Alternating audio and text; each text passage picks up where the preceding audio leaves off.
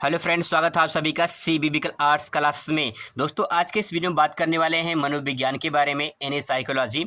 Psychology क्या होती है, मनोविज्ञान की परिभाषा क्या होती है, पूरा विस्तार से डिटेल में आज के इस वीडियो में आपको बताने वाले हैं। मनोविज्ञान की उत्पत्ति कहाँ से हुई है, डिटेल में दोस्तों आपको बता देंगे। चलिए शुरुआत करते हैं।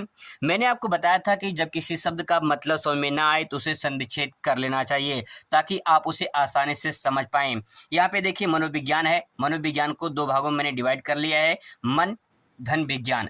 मन का विज्ञान, हम ये कह सकते हैं कि जो मनोविज्ञान है ये क्या है, मन का विज्ञान है, या मन का अध्ययन करना ही मनोविज्ञान कहलाता है। ये तो बात हो गई हिंदी की मनोविज्ञान क्या होता है, आगे और अच्छे से डिफाइन करेंगे। यहाँ पे पहले साइकोलॉजी को समझ लेते हैं। साइकोलॉजी जो शब्द है ये ग्रीक भाषा के दो शब्दों से मिलकर बना है। एक है साइके, दूसरा है लोगोज।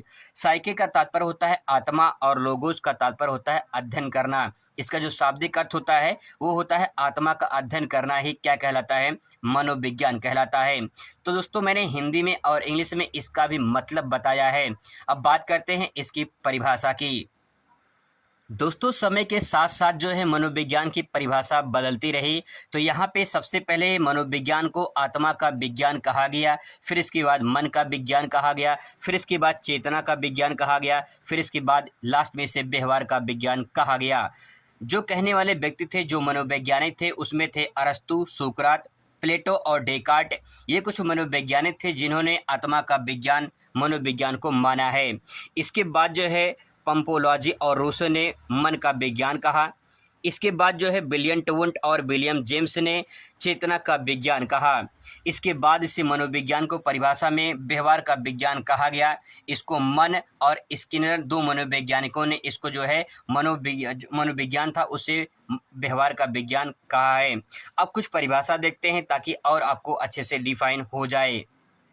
दोस्तों, मनोविज्ञान की जो अलग अलग परिभाषा जो बताई गई है, ये वुडवर्थ के शब्दों में कहा गया है कि मनोविज्ञान में पहले जो है मानव से सबसे पहले क्या कहा, आत्मा का त्याग किया।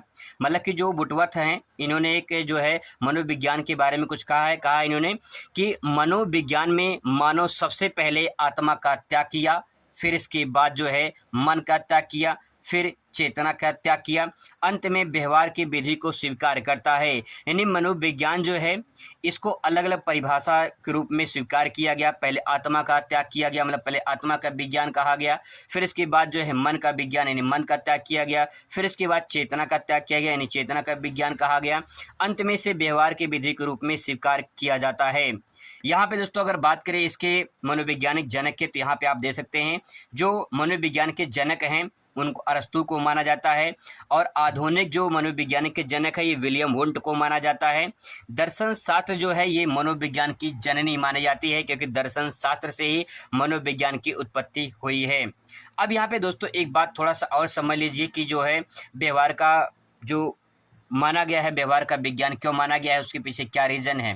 देखिए, जो इंसान है, जो व्यक्ति है, जैसे व्यवहार करता है उसकी कहीं न कहीं व्यवहार जो है उसके आत्मा, मन, चेतना के अनुसार ही होता है, तो इसीलिए उसे व्यवहार का मनोविज्ञान माना गया है। तो दोस्तों ये थी मनोविज्ञान की परिभाषा, जिसे आप आसानी से समझ सकते हैं। मिलते हैं नेक्स्ट वीडियो में। Thanks for watching.